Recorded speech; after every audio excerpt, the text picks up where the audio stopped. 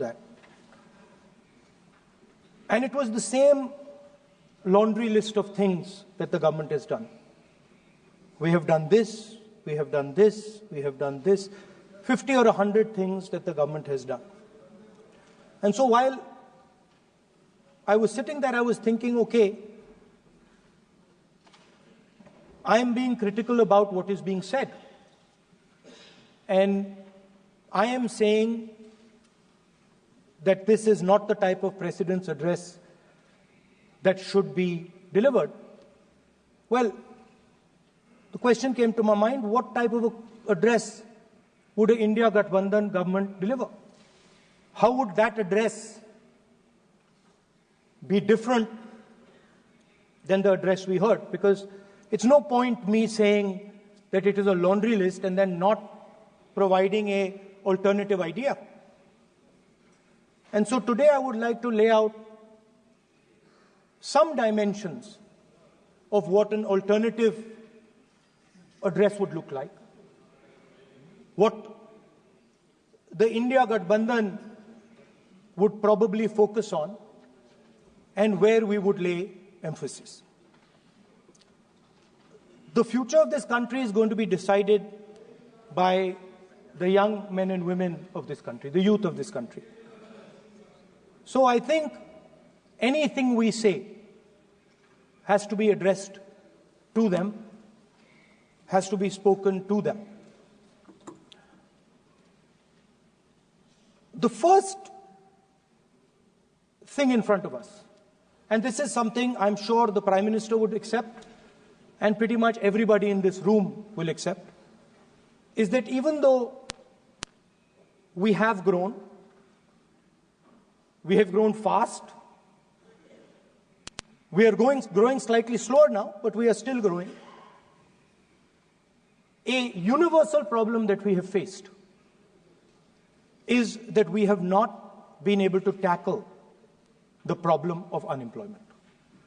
No, neither the UPA government nor today's NDA government has given a clear-cut answer to the youth of India about employment. I don't think anybody in this room will disagree with me. I'll give a little statistic for the Prime Minister. The Prime Minister, something I would agree with directionally. The Prime Minister proposed the Make in India program. I think a good idea. We saw the statues, we saw the functions, we saw the so-called investment, and the result is right in front of me. Manufacturing fell from 15.3% of GDP in 2014 to 12.6% of GDP today. That is the lowest share of manufacturing in 60 years. I'm not even blaming the Prime Minister, because I think it would not be fair to say he didn't try.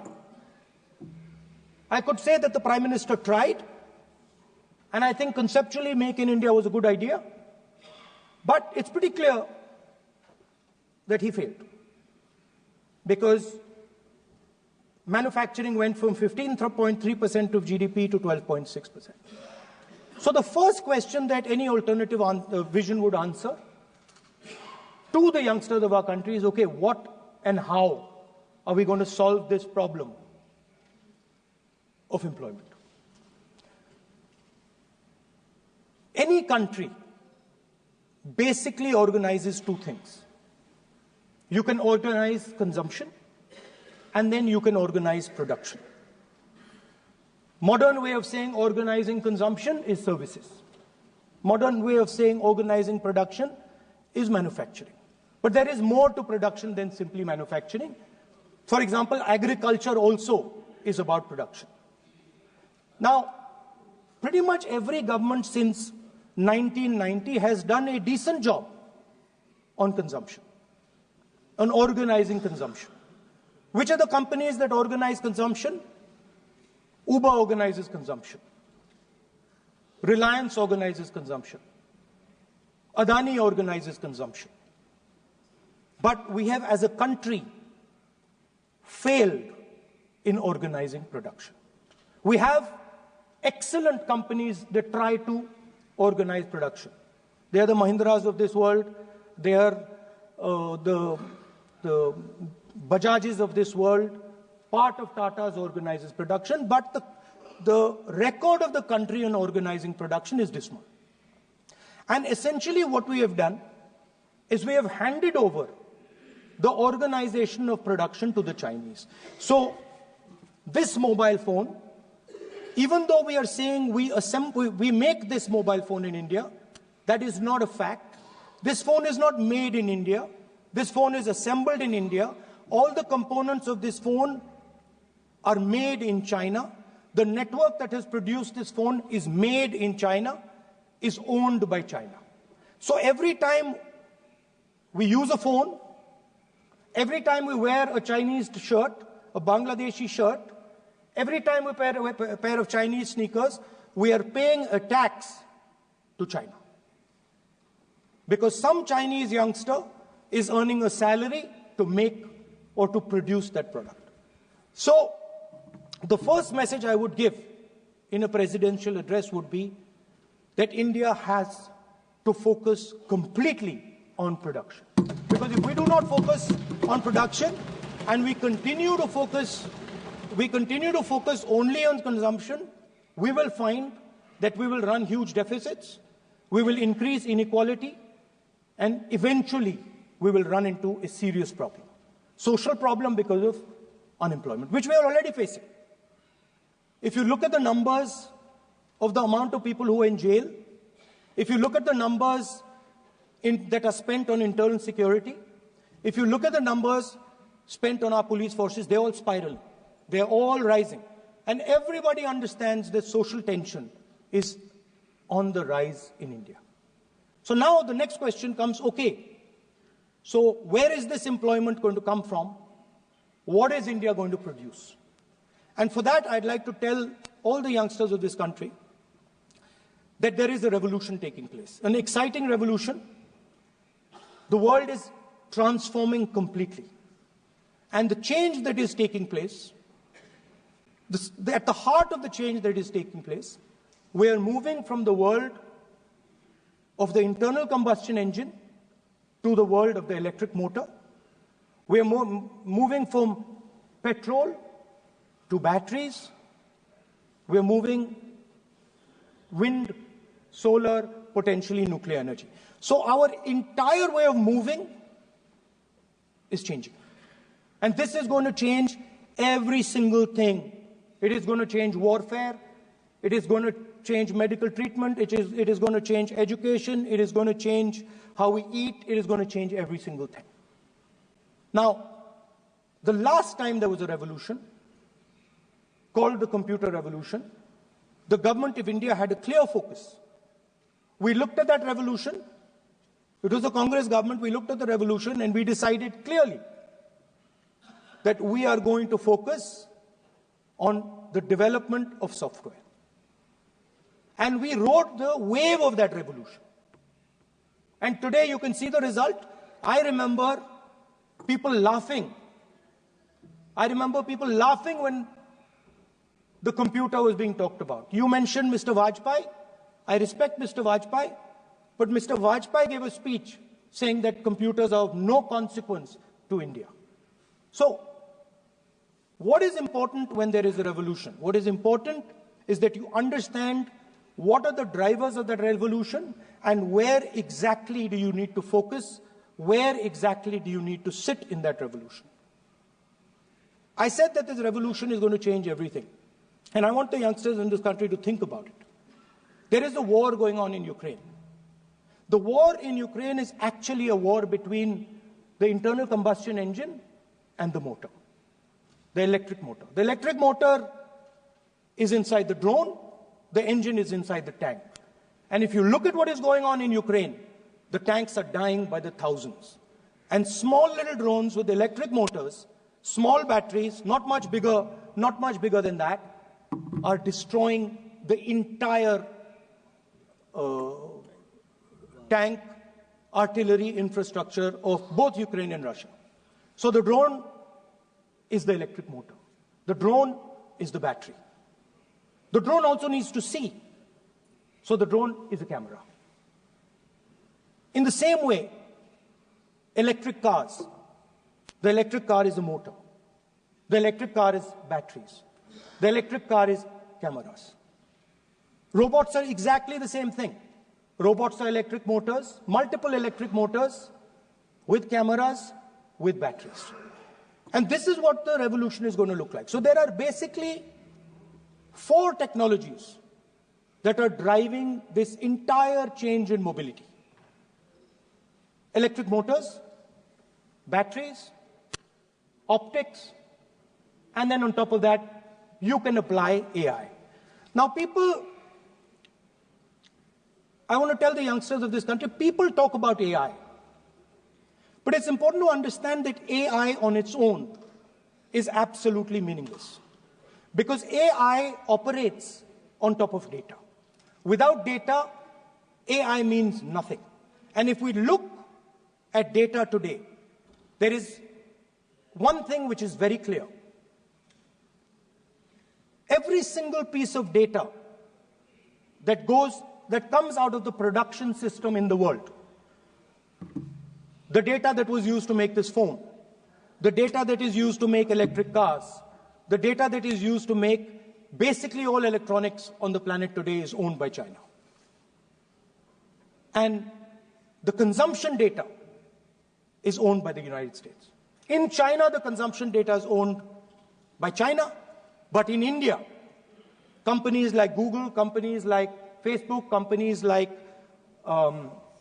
Instagram, X, they own our consumption data. So if India wants to talk about AI, it has to first answer the question, what data is going to power that AI? And the answer today is India does not have that data. Neither does India have production data, neither does India have consumption data. We have handed our consumption data to the big American companies, and the production data we don't have anyway. So what would that vision look like? The first thing, we would start getting youngsters excited about this revolution. We would start to introduce the idea of a completely new way of moving, a complete revolution in how things move. We would start teaching our children in schools about batteries, about electric motors, about how these things combine, about how drones, robots, electric cars are structured, how they will work together. And most important, we have to start building a production network so that we can get access to production data. Now, what would we focus on? We would not give you a laundry list. China has at least a 10-year lead on India in this space. China has been working on batteries, robots, motors, optics for the last 10 years, and we are behind. So what would our president's address say to the youngsters? We will choose critical areas in each one of these technologies, and we will start to build capabilities in those areas. The second thing we would do, we would ensure that our banking system is not captured by 2 or 3 companies that basically do not allow you to build a production system. But our banking system is open, is dynamic, and is accessible to small and medium businesses and to millions and millions of entrepreneurs who want to take part in this revolution. Our foreign policy would take into account this revolution. When we talk to the United States, we would not send our foreign minister to invite our prime minister to his coronation. We would not send him 3 or 4 times, please invite our prime minister. Because if we had a production system and if we were working on these technologies, the American president would come here and invite the prime minister. So it is important to understand where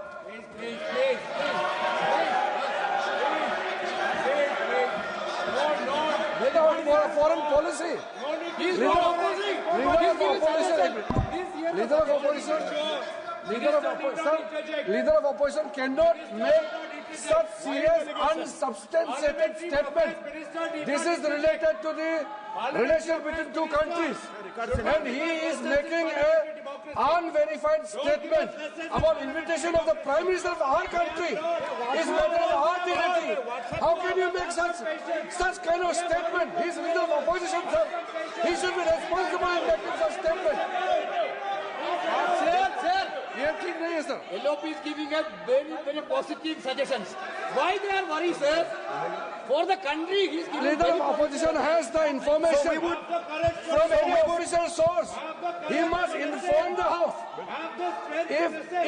If leader of opposition has the information, please inform the House. Okay. Who has told you that foreign ministers visited for the purpose which you have mentioned? You must specify it.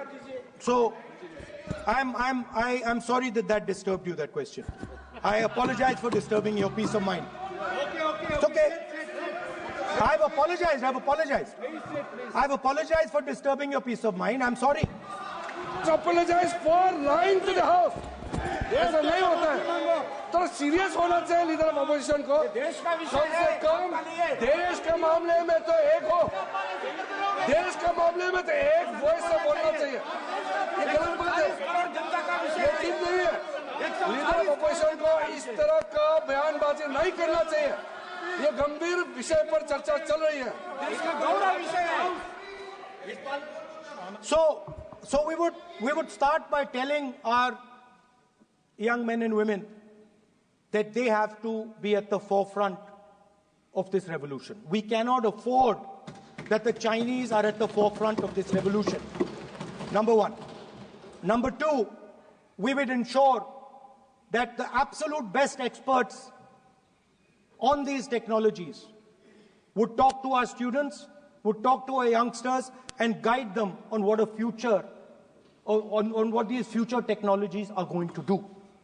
We would make them partners in this revolution.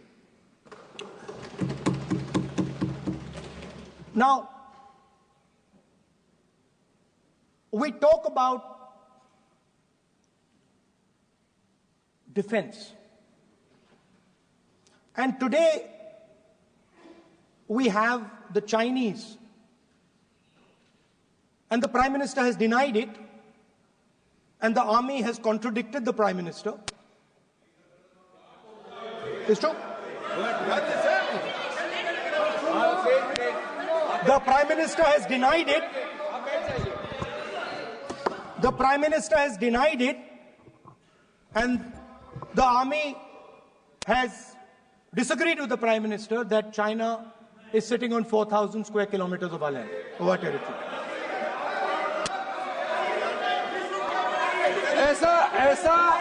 ऐसा इस सदन में अब मन चाहे बात नहीं बोल सकते हैं. ये बिल्कुल ठीक नहीं है सर. ये सीरियस मामला है. आप फॉरेन पॉलिसी पे, बॉर्डर इश्यू पर आप अपना कैसे मजाक बात कर सकते हैं? अपना मन कहानी आप बना के बोल रहे हैं. ये तो बहुत सीरियस मामला है. विदेशी प्रतिपक्ष के नेता जो आप विषय बोल रहे हैं, जो विषय आप बोल रहे हैं, उसके तथ्यों को Let me speak. सदन के पटल पे रखना. आप पानी. अनुरोध है लीडर ऑफ ऑपोजिशन बोलिए, हम लोग शांति से सुनेंगे. ये आपका अधिकार है बोलने का, मगर आप मन चाहे ऐसा सीरियस इशू पे कैसे बोल सकते हैं? ये सीरियस मामला है. आप सदन में बोल रहे हैं, से बोलते हो, फॉरेन मिनिस्टर का बात कर देते हो, सीमा का बात ऑफिशियल वर्जन से अलग बात करते हैं. ऐसा मत बोलिए. ये देश के लिए ठीक नहीं है. आपको सीरियस होना पड़ेगा लीडर ऑफ ऑपोजिशन. ये गंभीर मामले को आप ऐसा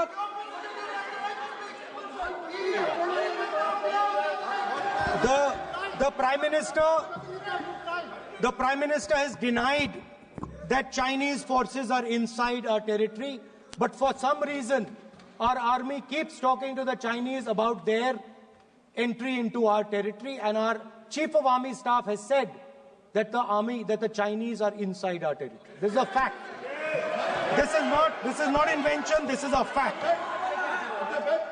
Now, but the reason the reason China is inside our territory is important. Because people think that wars are fought between armies and their weapons. But the fact of the matter is that wars are fought by industrial systems. The fact of the matter is that China has an industrial system that is far stronger, far bigger than our industrial system. And that is why they have the guts to come inside this country. The reason China is sitting inside this country is because Make in India has failed. The reason China is sitting inside this country is because India is refusing to produce. And I am worried that India is going to give up this revolution to the Chinese once again. The reason I made this reference is because everything is connected. If and when we fight a war with China, we will be fighting with Chinese electric motors, Chinese batteries, Chinese optics, and we will be buying Chinese motors, Chinese optics, Chinese batteries. It is a non-sustainable proposition. That is why, for our security, for the future of our children, for the future of our country, we have to build a production system, and we cannot allow this revolution to go by. Now, the next step, we have a strategic partner called the United States. The partnership should focus on how India and the United States can work together to take advantage of this revolution. That is what the conversation should be on. Please understand that India is as important as the United States for the simple reason that they cannot build an industrial system without us. They cannot build a production system without us. No matter what they say, the Americans simply cannot do what India can do because their cost structure is much, much, much more expensive than ours. We can build things that the Americans would never imagine. India can do that. So that would be the first part of a president's address. We would talk to the youngsters in India and say to them, we want you to be partners in this revolution. We want to change the Indian banking system so you can have access to it. And we believe in you, we trust in you, and we believe you can take on the Chinese. That's the first part. The second part would be about participation. We have done a caste census in Telangana. And what we have found is shocking. Almost 90% of Telangana is either Dalit, Adivasi, backward, or minority. Almost 90%. And I am convinced that that is the story across the country. I am absolutely convinced that the OBC population of this country is not one less than 50%, possibly 55%. 16% are Dalits, 9% are Adivasis, 15% are minorities. Last budget, there was a photograph. You remember the photograph? Of course. वो मक्खन बांटने वाली, हलवा बांटने वाली photo. मैं हैरान हो गया कि इस बार फोटो ही हटा दी. हलवा खिलाया मगर दिखाया नहीं किसको खिला रहे. तो at the center of any new development paradigm for this country, which runs parallel with the production paradigm I spoke of, which works together with the production paradigm I spoke of, is the participation of lower castes, OBCs, Dalits, Adivasis, in the wealth of this country. If we look at the largest corporates in this country, they're all owned. None of them are owned by OBCs. None of them are owned by Dalits. None of them are owned by tribals. If we look at the biggest media companies that support the Prime Minister, Every day we see the Prime Minister's pleasant face, smiling face on these media. None of them are owned by OBCs. None of them are owned by Dalits. None of them are owned by Adivasis. This is the fact. So central to any new development paradigm is the architecture of a new paradigm. And that architecture of the new paradigm can only be built once the caste census is placed on this table. Because once the caste census is placed on the table, we will know exactly how much of this country's wealth, how much of this country's power, how many of this country's institutions are owned by 90% of this country. There are OBC MPs in the BJP. There are OBC MPs in the BJP. There are Dalit MPs in the BJP. There are Adivasi MPs in the BJP. Remember, you are OBCs, you have 50% of the population, and you have absolutely no power. I know that you're sitting there and you cannot even open your mouth. That is the truth of the country. प्रधानमंत्री का चेहरा आपको दिखाई नहीं देता है। जाति जनगणना, प्रधानमंत्री का चेहरा आपको दिखाई नहीं देता है। Architecture, participation, revolution in this country that we are going to bring. ये अंधेरा हो गया है। पार्लियामेंट में है। ये कुछ दिखता नहीं है। सोनिया गांधी, प्रियंका, ये लीडर ऑपोजिशन को कुछ दिखाई नहीं देता है। ओबीसी बात करते हैं। So the idea is, Speaker sir, the idea.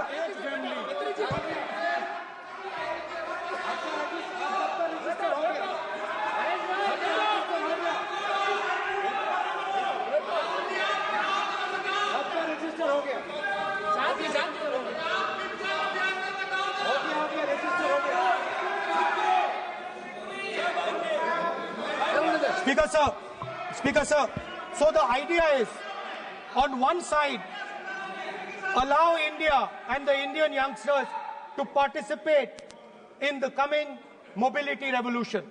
Allow them to participate in building robots, in building drones, in building electronic items, in building EVs. And on the other side, running parallel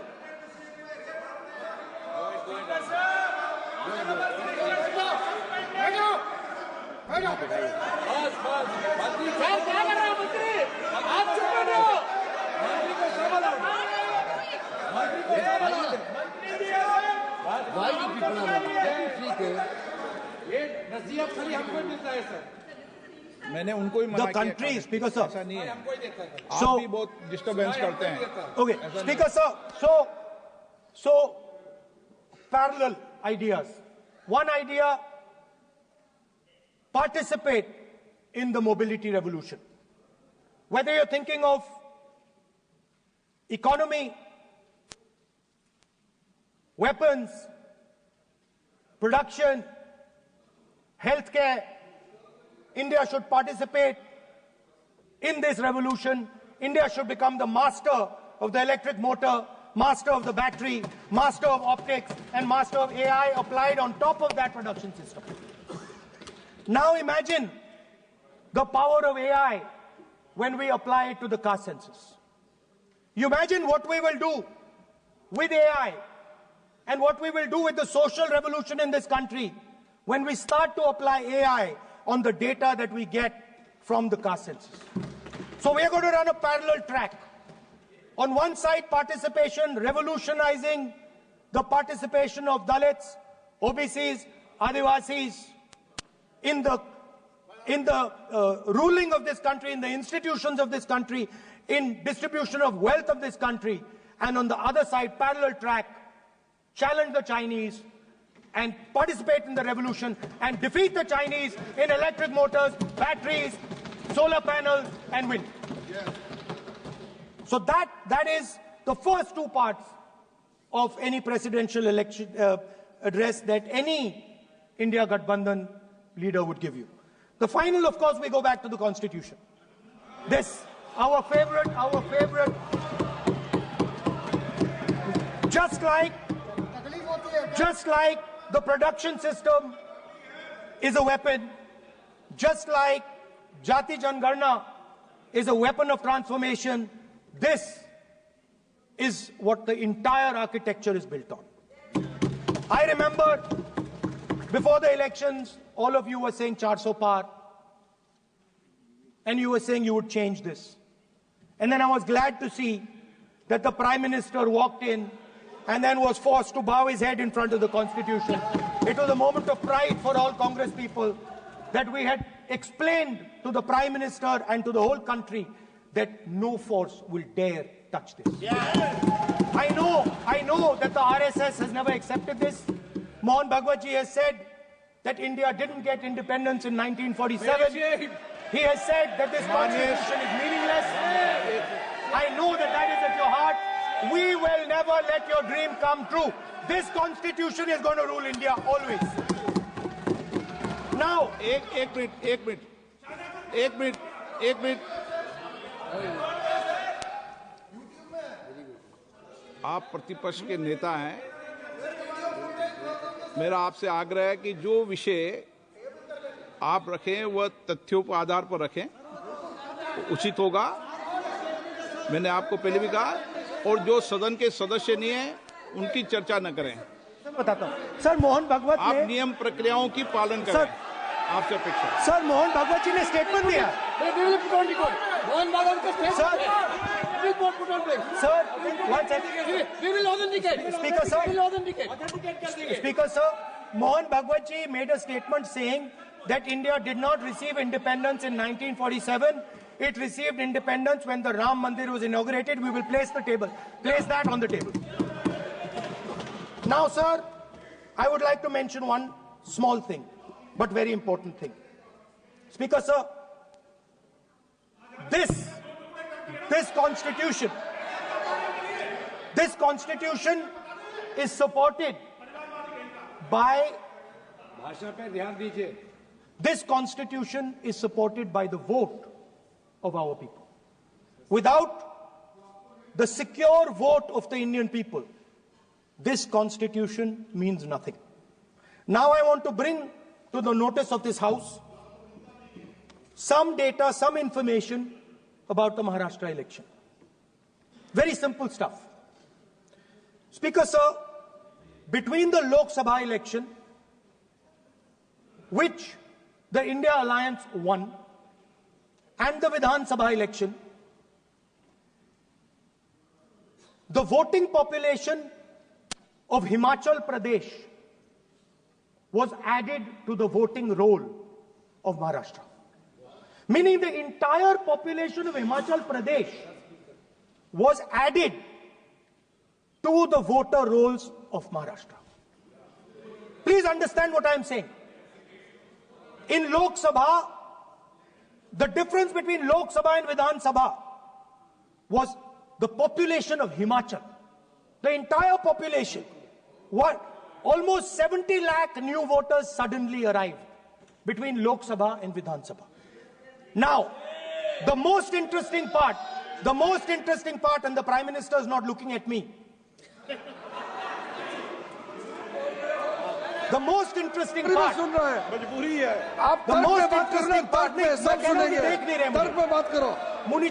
suddenly. The most interesting part is,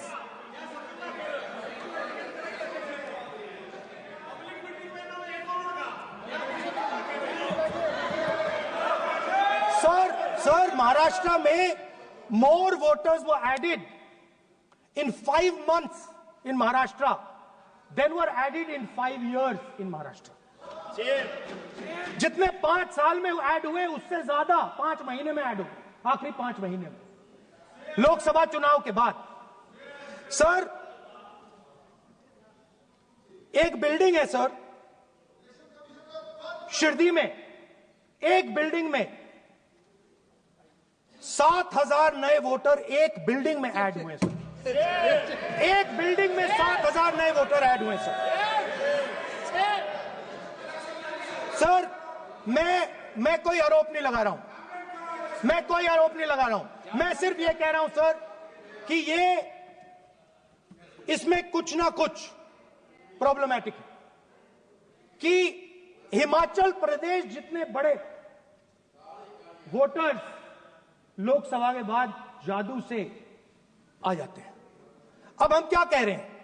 हमने election commission से repeatedly कहा है कि हम आरोप नहीं लगा रहे हैं, आप एक काम कीजिए, हमें लोकसभा की वोटर लिस्ट दे दीजिए, नेम एड्रेस और इलेक्ट्रॉनिकली दीजिए, और विधानसभा नहीं है। नहीं सर, नहीं नहीं नहीं नहीं नहीं नहीं स्पीकर सर वो सब वेबसाइट पे रहती है, सब जानते हैं, कभी भी कोई निकाल सकता है। स्पीकर सर मैं समझा देता हूं सर। स्पीकर सर वो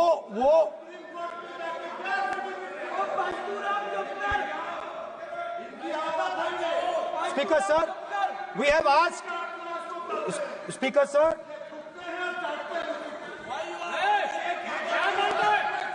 Speaker sir, we are asking this question. We are asking this. Speaker sir, population of Himachal Pradesh. Please. Population of Himachal Pradesh has voted. Extra has voted in Maharashtra. We are saying to the Election Commission, please give us the names and addresses and polling booths of all the workers in the Lok Sabha and all the workers in the Vidhan Sabha, so we can calculate who these new workers are, who these new voters are. Interestingly, the new voters are mostly in the constituencies that the BJP has swept. Please understand, the new voters have been added mostly in the constituencies where BJP has swept. I am still not making an allegation. I am saying on the floor of the House that the Election Commission has to give the data of the Maharashtra elections to the Congress Party, to the Shiv Sena and to the NCP, so that we can see exactly where these voters have been added, who has been subtracted, who has been added, where they have been added. This is not an irresponsible request. This is a very simple request for them to fulfill. The reason I am saying this, sir, is because the rules have been changed. This is not just said in isolation. Speaker, sir, the election commissioner used to be chosen by the Prime Minister, Leader of Opposition, and the Chief Justice. Sir, the Chief Justice was removed from that committee. Why? Why? This is a question, sir. This is a question to the Prime Minister. Why was the Chief Justice removed from the committee? Now, in a few days, I am going to go to the meeting. I'm going to go to the meeting. There's going to be Mr. Amit Shah and Mr. Modi ji. And there's going to be me. 2-1. Why am I even going to the meeting? What is the purpose of me going to the meeting? I'm only going to the meeting to certify what Modi ji and Amit Shah ji are going to say. Right? Whereas if the Chief Justice was there, there could be a discussion. Chief Justice and Leader of Opposition could say, no, we don't agree. So, there seems to be a calculated strategy. Now, just prior to the Lok Sabha, the election commissioner was changed and 2 new election commissioners were placed. Yes. We know that the election dates were changed. Yes. We know that the elections were postponed. These are facts. These are not things I am inventing. So, in order to safeguard this constitution, the entire opposition requests the data for the Maharashtra election. We request the data and the electoral voter list for Lok Sabha and the corresponding list for Vidhan Sabha. And I am very confident that the Election Commission will not give us this information. Speaker, sir, that is broadly. So the third element of our President's address would be a determined defense of India's institutions, of our democratic system, and a re-look at our entire democratic framework, and the looking again at all the institutions that have been taken away from the people of India. So those would be the type of things that we would say in a presidential address. I'd like to finally say one thing. In the last, थोड़ा बढ़ा देता हूं. अब मैं थोड़ा और खींचूंगा. अब और खींचूंगा थोड़ा. अब और खींचूंगा. So in the last, there is a background, a philosophical background to what I am saying. Essentially, what I am saying to the youngsters of India and to this House is that instead of focusing on multiple things, instead of telling us a laundry list, give us a strategy, give us a vision, make it clear, right? Now, there is a philosophical basis to this. There is even a deep philosophical basis to this. I showed you the picture of Shivji, which you didn't allow me to show. I showed that picture for a reason.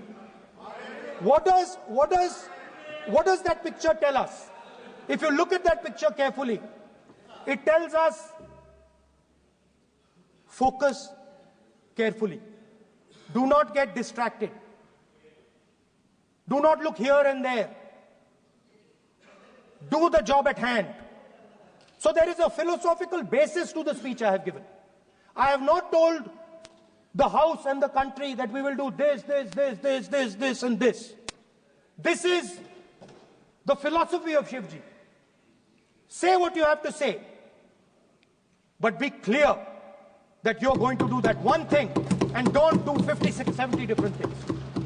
So there is a link between our philosophical tradition, our religious tradition, and what I'm saying. And that is what India needs to do. India needs to connect the past, the values of the past. You talk about Sardar Patelji, but you destroy Sardar Patelji's values every day.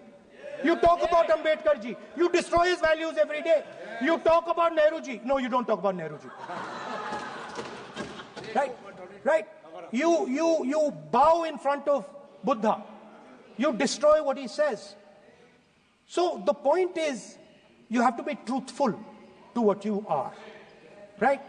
And it is important that when you are giving a way forward to the nation, there is clarity of purpose. There is no hatred, there is no violence, there is no anger, because these things are destroying our country. So my speech has not been angry, has not been nasty. My speech has been very polite, very kind, and I thank the Prime Minister for coming and listening to it. माननीय श्री नरेश चंद, आप तो अपना भाषण दें। महोदय, सबसे पहले मैं आपका धन्यवाद करना चाहता हूं कि आपने महामहिम राष्ट्रपति के अभिभाषण के धन्यवाद प्रस्ताव पर मुझे बोलने का मौका दिया। मानवर, इस सदन में बोलते हुए सबसे पहले मैं महाकुंभ में हुई दुखद घटना को स्मरण करना चाहता हूं। उन सभी श्रद्धालुओं और भक्तों को मेरी भावपूर्ण श्रद्धांजलि। मानवर, जिन्होंने अपने जीवन की आस्था और भक्ति के साथ पवित्र स्नान